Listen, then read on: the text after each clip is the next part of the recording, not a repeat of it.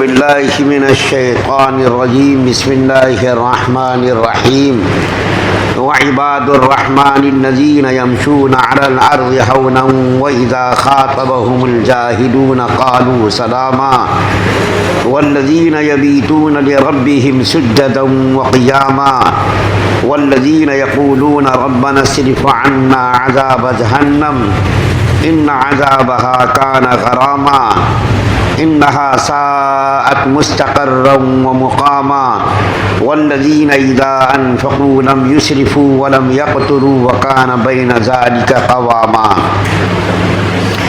اور رحمان کے بندے وہ ہیں جو زمین پر عاجزی سے چلتے ہیں، اور جب جاہل لوگ ان سے جاہلانہ خطاب کرتے ہیں تو وہ سلامتی کی بات کہتے ہیں، اور جو راتیں اس طرح گزارتے ہیں کہ اپنے پروردگار کے آگے کبھی سجدے میں ہوتے ہیں اور کبھی قیام میں، اور جو یہ کہتے ہیں کہ ہمارے پروردگار جہنم کے عذاب کو ہم سے دور رکھے، حقیقت یہ ہے کہ اس کا عذاب وہ تباہی ہے جو چمٹ کر رہ جاتی ہے، یقیناً وہ کسی کا مستقر اور قیام گاہ بننے کے لیے بدترین جگہ ہے۔ اور جو خرچ کرتے ہیں تو نہ فضول خرچی کرتے ہیں نہ تنگی کرتے ہیں، بلکہ ان کا طریقہ اس افراط و تفریط کے درمیان اعتدال کا طریقہ ہے۔ سورہ فرقان کی آیت نمبر 63 سے لے کر 67 نمبر تک آپ کے سامنے پڑھی گئی ہے، اور ان آیات کی تلاوت پہلے بھی کی گئی تھی، یعنی جو اس وقت آیات تلاوت کی گئی ہیں ان آیتوں کی تلاوت پہلے بھی کی گئی تھی، اور آپ کے سامنے رحمان کے بندے ان کی کچھ صفات کا تذکرہ کیا گیا تھا۔ ان میں سے سب سے پہلی صفت جو بیان کی گئی تھی وہ رحمان کا بندہ ہونا بیان کیا گیا تھا۔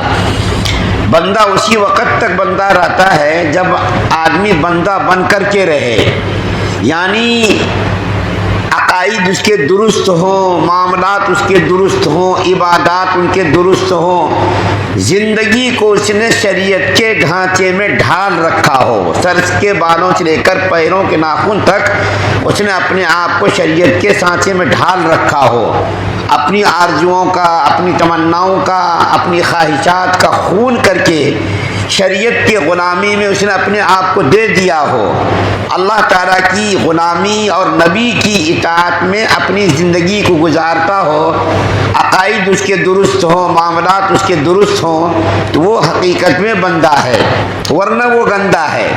تو سب سے پہلی صفت رحمان کے مخصوص بندوں کے اور مقبول بندوں کی یہ بیان کی گئی کہ وہ رحمان کے بندے ہیں۔ دوسری صفت یہ بیان کی گئی تھی کہ زمین پر وہ اکڑ کر نہیں چلتے بلکہ تواضع کے ساتھ چلتے ہیں، اور تیسری صفت یہ بیان کی گئی تھی کہ جب ان سے کوئی جاہلانہ خطاب کرتا ہے تو اس سے الجھتا نہیں ہے آدمی، بلکہ اس سے درگزر کر کے اس کو چھوڑ دیتا ہے اور نکل جاتا ہے۔ اور چوتھی صفت یہ بیان کی گئی تھی کہ رات کی تنہائی میں اللہ تعالیٰ سے وہ ہم کلام ہو، یعنی کبھی سجدہ کرتا ہو، کبھی رکوع کرتا ہو، کبھی ذکر کرتا ہو، کبھی تلاوت کرتا ہو، اللہ تعالیٰ کی یادوں میں وہ منہمک ہو، اس کی زبان اللہ تعالیٰ کی یاد سے تر و تازہ رہتی ہو، اور وہ رات کی تنہائی میں اللہ تعالیٰ سے ہم کلامی کا شرف حاصل کر رہا ہو۔ اس سے مراد کیا ہے؟ فرائضوں اور واجبات کی ادائیگی کے بعد بھی کچھ عبادات ہیں جو رات سے متعلق ہیں، اور وہ عبادات کیا ہیں؟ تہجد کی نماز ہے، جیسا رات میں جب آدمی سوتا رہتا ہے وہ نیند کا غلبہ ہوتا ہے، سونے کا آرام کا وقت ہوتا ہے، لیکن ایسے وقت میں کچھ آدمی ذکر و تلاوت میں اور کچھ جو ہے عبادات میں لگ کر کے اپنے آپ کو اللہ تعالیٰ سے یا جو ہے ہم کلام ہوتا ہے، تو اللہ تعالیٰ دیکھیے اس کی صفت کو بیان کر رہے ہیں۔ اور ایک صفت یہ بیان کی گئی جو اب میں بیان کر رہا ہوں، اس سے پہلے بیان نہیں کی گئی، کہ وہ اللہ تعالیٰ سے دعا مانگتے ہیں، ربنا اصرف عنا عذاب جہنم، یا اللہ آپ ہمیں جہنم کے عذاب سے بچا لیجئے۔ اس لیے کہ نیک اور محبوب اور مقبول بندوں کی نشانی یہ بھی ہے کہ وہ اللہ تعالیٰ سے جہنم سے بچنے کی دعا مانگتا ہو کہ یا اللہ جہنم بہت بری جگہ ہے، بہت برا ٹھکانہ ہے، بہت برا مقام ہے. یا اللہ ہمیں جہنم کی آگ سے، جہنم کے عذاب سے بچا لیجئے. اور جو جہنم سے بچا لیا گیا وہ سمجھ لیجئے بہت بڑی اس کی کامیابی ہے.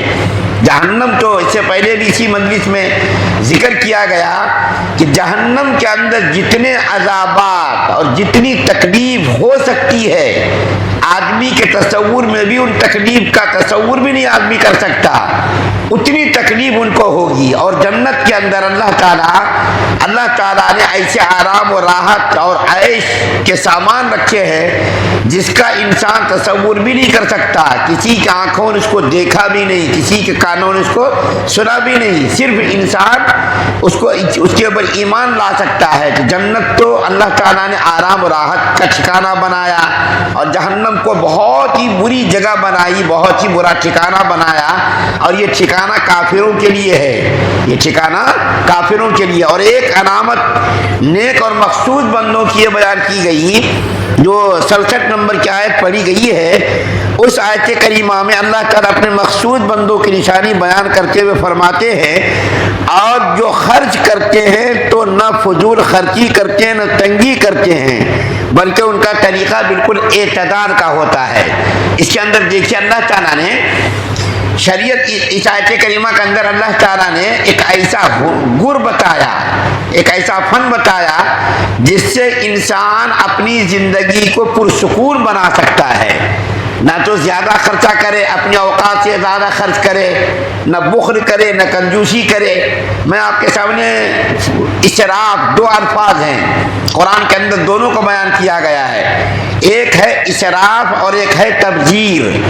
15ویں پارے کے اندر سورہ اسراء کے اندر اللہ تعالیٰ نے فرمایا ان المبذرین کانوا اخوان الشیاطین، کہ تبذیر اور اسراف کرنے والے لوگ شیاطین کے بھائی ہیں. اور یہاں پر اس کا ذکر کیا گیا اور دوسرے مقام پر مثال کے طور پر سورہ اعراف کے اندر بیان کیا گیا وَلَا تُسْرِفُوا، کہ اسراف مت کرو. کلوا واشربوا ولا تسرفوا، کھاؤ پیو لیکن اسراف مت کرو. تو یہ بار بار آپ سنتے رہتے ہیں، دو الفاظ ہیں. فضول خرچی کے متعلق اللہ تعالیٰ نے قرآن کے اندر دو الفاظ میں اس کو بیان کیا ہے، ایک تبذیر، دوسرے اسراف. تبذیر کس کو کہتے ہیں اور اسراف کس کو کہتے ہیں، اس کی تھوڑی سی وضاحت کر دوں جس سے پتہ چلے کہ دونوں کے اندر فرق کیا ہے. کسی گناہ میں یا بے موقع خرچ کرنے کو تبذیر کہا جاتا ہے. کسی بے موقع میں، موقع نہیں ہے، بے وجہ خرچ کر رہے ہیں، ضرورت نہیں ہے، بے موقع بے محل خرچ کرنے کو تبذیر کہا جاتا ہے. اور جہاں خرچ کرنے کا جائز موقع ہو مگر ضرورت سے زیادہ خرچ کرے تو اس کو اسراف کہا جاتا ہے. جہاں خرچ کرنا جائز ہے لیکن جتنی چیزوں میں ضرورت پوری ہو سکتی تھی اس سے زیادہ خرچ کرے تو اس کو کیا کہتے ہیں، اسراف کہتے ہیں. حضرت مجاہد رحمۃ اللہ علیہ فرماتے ہیں کہ اگر کوئی آدمی اپنا پورا کا پورا مال حق کے لیے خرچ کر دے، حضرت مجاہد مفسر قرآن ہیں، وہ کہتے ہیں کہ اگر کوئی آدمی اپنا پورا مال حق کے لیے خرچ کر دے تو وہ جائز ہے. لیکن اگر کوئی آدمی کسی گناہ میں 1 روپیہ بھی خرچ کرے تو وہ تبذیر ہے. اور تبذیر سے شریعت نے اور اسراف سے شریعت میں منع کیا گیا ہے. انسانی زندگی کو پرسکون بنانے کے لیے اللہ کے رسول صلی اللہ علیہ وسلم نے ایسا طریقہ بتایا کہ اگر کوئی آدمی اس گر کو، اس فن کو استعمال کر لے تو زندگی میں اس کو کبھی پریشانی لاحق نہیں ہوگی. وہ اپنی آمدنی کا جائزہ لے، اس کی آمدنی کتنی ہے، اور اپنی آمدنی سے ہمیشہ کم خرچ کرے، نہ تو بخل کرے اور نہ تو زیادہ خرچ کرے، بالکل جتنی ضرورت ہو اپنی ضرورت کے مطابق خرچ کرنا. یہ جو ہے آدمی کو پرسکون بنا دیتا ہے، زندگی کے اندر اس کو کبھی پریشانی نہیں ہوتی. اور جو فضول خرچ ہوتا ہے، جس کی عادت ہوتی فضول خرچ کرنے کی، آپ اس کو دیکھیں گے سماج میں، معاشرے میں ہمیشہ وہ آدمی پریشان رہتا ہے۔